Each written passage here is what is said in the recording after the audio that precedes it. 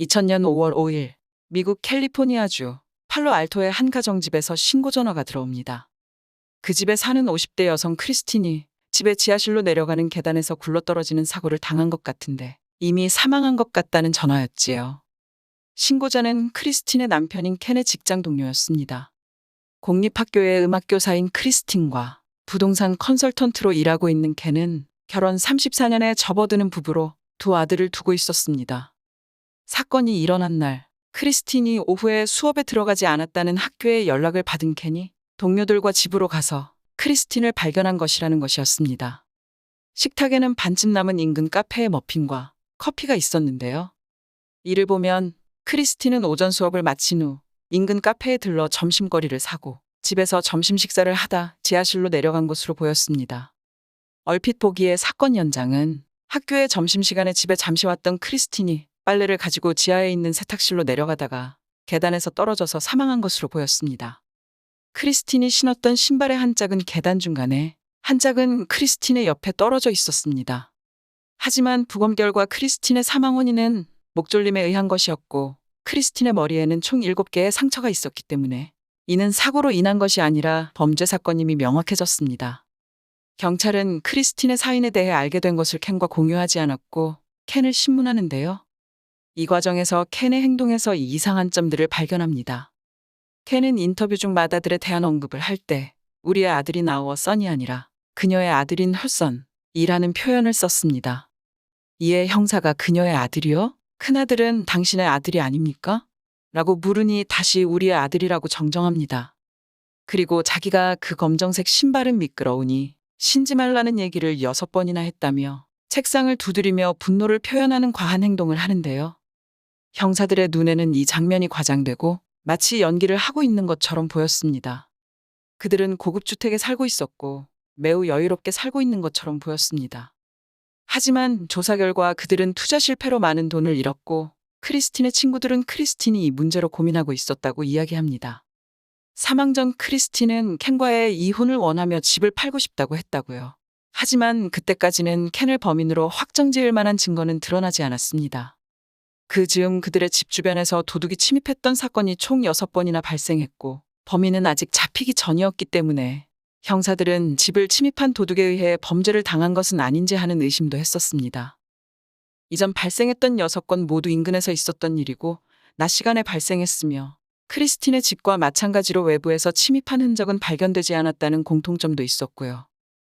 하지만 그들의 집에선 딱히 사라진 물건이 없었습니다. 경찰은 그들의 집을 샅샅이 조사합니다.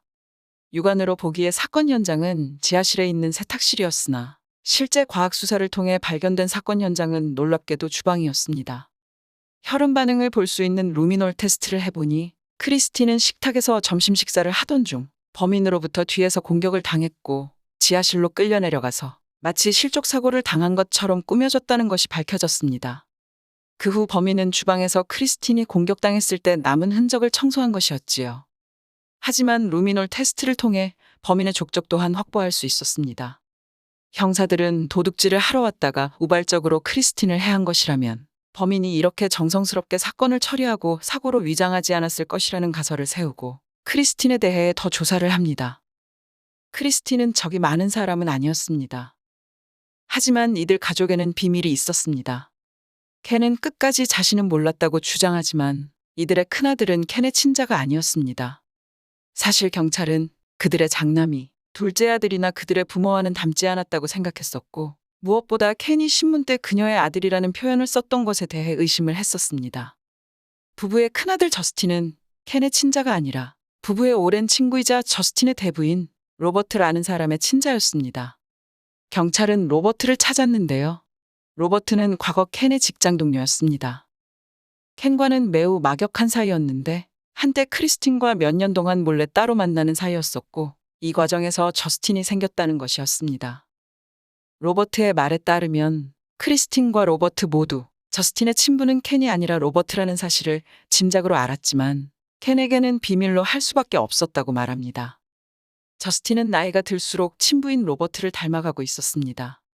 크리스틴은 저스틴의 대학 졸업식에 로버트가 와주었으면 좋겠다고 말하고 이제 사람들과 저스틴에게 실제 저스틴의 친부가 누구인지 얘기할 거라 했다고 말합니다. 하지만 졸업식을 2주 앞둔 시점에 크리스틴이 사고를 당하게 된 것이지요. 실제 경찰의 유전자 검사를 통해 저스틴은 켄이 아니라 로버트의 친자임이 확실하게 밝혀집니다. 경찰은 켄에게 저스틴의 친부는 당신이 아니라 말하고 이것이 범행 동기가 된 것이 아니냐며 켄을 추궁하지만 그는 저스틴의 출생에 관한 비밀은 전혀 모르고 있었다고 부인합니다. 하지만 크리스틴의 지인들은 자신들이 알고 있는 크리스틴의 성격이라면 모든 사람에게 밝히기 전 켄에게 제일 먼저 사실을 얘기했을 것이라 증언합니다. 경제적인 어려움으로 인한 이혼이기와 자신의 아들인 줄 알았던 장남이 사실은 자신의 친구와 아내의 불륜에서 태어났다는 것을 알았다는 배신감. 또 이 사실이 주변에 밝혀졌을 때 망가질 자신의 자존심과 체면이 만약 켄이 범인이라면 경찰이 추정하는 가장 강력한 범행 동기였습니다. 이제 켄과 사건을 연결시킬 물증만 있으면 됩니다. 경찰은 켄의 차량을 수색하다 운전석 좌석 밑에 숨겨져 있던 옷과 신발을 발견합니다. 뒷좌석에는 사용한 후 구겨진 페이퍼 타월도 발견되었는데요. 발견된 신발은 주방에서 루미놀 시약을 뿌렸을 때 발견되었던 족적과 일치했고 페이퍼 타월에서도 크리스틴의 DNA가 발견되었습니다. 켄은 페이퍼 타월은 크리스틴이 정원 손질을 하다가 손을 베었는데 그때 썼던 페이퍼 타월을 차에 버려둔 것이라며 사건과는 무관하다 주장합니다. 하지만 크리스틴의 손에서는 베인 상처가 발견되지 않았습니다. 운전석 좌석 밑에 있던 신발과 옷도 크리스틴을 발견할 당시 입었던 옷들이라 주장하지만 켄과 함께 크리스틴을 발견했던 동료는 그 옷은 켄이 크리스틴을 발견할 당시 입고 있던 옷이 아니라고 증언합니다. 켄을 범행과 연관시킬 증거가 하나 더 나오는데요. 크리스틴의 사망 추정 시간에 켄은 40분 거리에 있는 다른 곳에 있었다고 주장하지만 핸드폰의 신호로 위치를 추적해보니 그 시간 켄은 사건 현장 인근에 있었던 것이 밝혀집니다. 결국 범행 2주 만에 켄은 크리스틴을 해친 혐의로 체포됩니다. 재판을 받는 동안 계속해서 켄은 자신은 사건과 무관하며 크리스틴은 다른 누군가에 의해 생명을 잃었다고 주장합니다. 하지만 수사로 밝혀진 증거들과 이들 부부가 재정적인 어려움으로 갈등을 겪었으며 장남의 친부가 누구인지 크리스틴이 밝히고 싶어 했다는 것에 관한 문제가 강력한 범행 동기가 되었을 거라는 검찰 측의 주장이 받아들여져서 켄은 2급 사람을 해친 혐의로 15년형을 선고받습니다. 켄이 항소까지 하며 끝까지 결백을 주장했기 때문에 정확한 범행 동기는 알려지지 않았지만 검찰 측의 주장이 범행 동기였을 것이라 예상되기는 합니다. 또한 이 범행이 단순 실족 사고로 처리가 되었다면 켄은 사고로 인한 보험금과 크리스틴의 명의로 된 재산을 상속받았을 것이라 합니다. 켄은 복역 중 파킨슨병을 진단받고 15년의 형기를 다 채우지 않고 2012년 가석방되었는데요. 가석방 8개월 후 지병으로 사망했다고 합니다. 오늘 소개해드린 이야기는 33년이나 함께한 아내를 해치고 사고로 위장하려 한 비정한 남편의 이야기였습니다. 어떤 이유로든 사람의 목숨을 빼앗는 일은 정당화될 수 없겠지만 사랑으로 키웠을 소중한 첫아이가 자신의 친자가 아니라 아내와 친구의 불륜으로 태어난 아이라는 것을 알았을 때 켄의 심정이 어땠을지 생각하니 조금 안쓰러운 마음이 들기도 하네요. 무엇보다 한꺼번에 많은 일을 겪은 저스틴이 참 안쓰럽습니다. 오늘 다룬 사건에 대해 자유로운 의견이나 채널에 관한 조언 있으시면 댓글 부탁드립니다. 오늘의 사건이 흥미로우셨다면 구독과 좋아요, 알림 설정도 부탁드립니다. 이상 해외 사건 스토리텔러 한나였습니다. 다음 사건으로 찾아뵙겠습니다. 안녕히 계세요.